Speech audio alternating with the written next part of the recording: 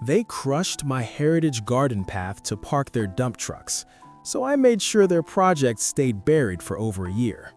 My property sits on 3 acres with a stone pathway that's been here since 1978. My grandfather laid every flagstone by hand, creating a curved access route from the street to my workshop in the back. The stones are Pennsylvania bluestone, weathered smooth, with established moss growing between them. The path winds through my perennial garden and under a 50-year-old Japanese maple. It's irreplaceable. When Riverside Commercial bought the lot next door for a storage facility, their project manager, Derek, came by during the planning phase.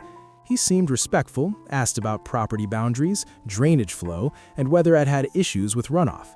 He looked at my stone path and called it impressive craftsmanship. I thought we were good. 6 weeks later, I came home from a dentist appointment to find my pathway obliterated. Heavy machinery had driven straight across it, cracking flagstones into gravel. Deep tire tracks had crushed my hostas and destroyed the moss that took decades to establish. An excavator was parked directly on top of where the Japanese maple's root system spread. Their site supervisor told me they needed the flattest route for equipment delivery.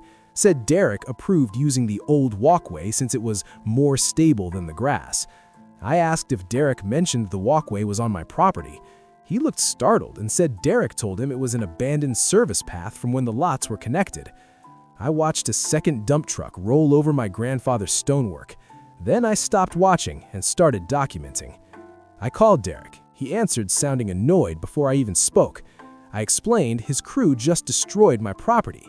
He cut me off saying they'd replace the stones when construction finished, told me to be flexible because they were on a deadline. I said nothing, just hung up. I hired a landscape architect to assess the damage. Her report detailed crushed root systems, compacted soil, shattered heritage stone, and permanent damage to plants that couldn't be replaced. Restoration estimate, $28,000. My lawyer filed for an immediate restraining order.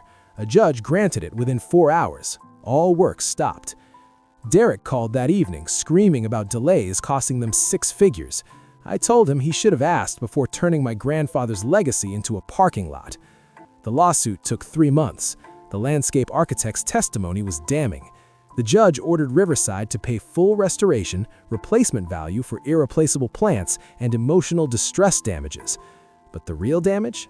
Their permits required continuous construction. The stop work order triggered a permit lapse. By the time they settled, their financing fell through. The lot sat empty for 14 months. Derek was fired.